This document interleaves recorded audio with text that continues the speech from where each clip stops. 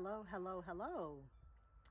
Instead of doing one of my traditional installments of DB3's Risk It or Not, where I'm stuck in my office, I decided today to come out and get me some beautiful vitamin D and do some reading. Sometimes when you pour out a lot of your energy, you have to go back in and do some filling of the tank before you can pour into other people's cups, right? And so in my reading today, I came across this quote that said, sometimes you have to lose people to find yourself. And depending on who you are and where you are in life, that quote can mean so many different things to people. Whether it's you losing a loved one, whether you're ending a bad relationship, whether you lost a business partner.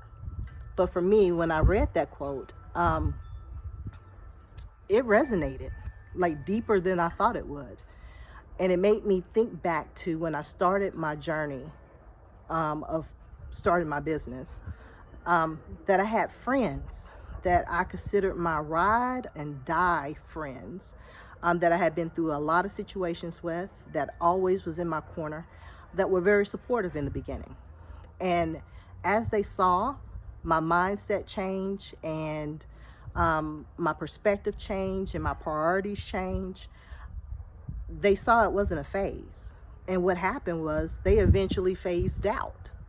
And for the longest, that was really hard for me because I never thought that I would go through this big journey in my life without certain people around me to support me. So I wanted to put out a quick video because sometimes my content is very succinct and very detailed because I'm a risk manager, and it's straight to the point, black and white. This is not a black and white situation. This is color in between your own lines. And so I wanted to put out a video to remind you that you too will get through that situation if that's the situation that you're going through.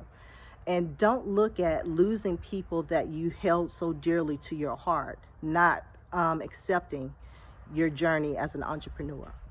Sometimes we have to lose people to find yourself, which means, in my terminology, in my situation, that I had to have some of these people that were taking up real estate in my space to move out of the way so I can put other people in place that were more resourceful, that would be more beneficial to my growth, that understood my grind and my hustle and my mindset, and feed back into what I needed so I can continue to go on. So don't look at it as a bad thing. Sometimes it's a good thing that these people have to move out the way so you can continue to grow. So yeah, that's where I am today. And so I felt like, we read so much, we research so much about our businesses and how to grow and how to do certain things, but sometimes we forget that we are still people and we still need to feed our minds and our hearts and our spirits so we can continue with this passion and share our gifts with the world. So, light video this week. Hopefully it gets you to think about some things and for you to come to some type of resolution about whatever scenarios you're going through as a business owner. So next week when you come back to DB3's Risk It or Not, you're ready for some of this heavy content that I have to share. Until next week, take care.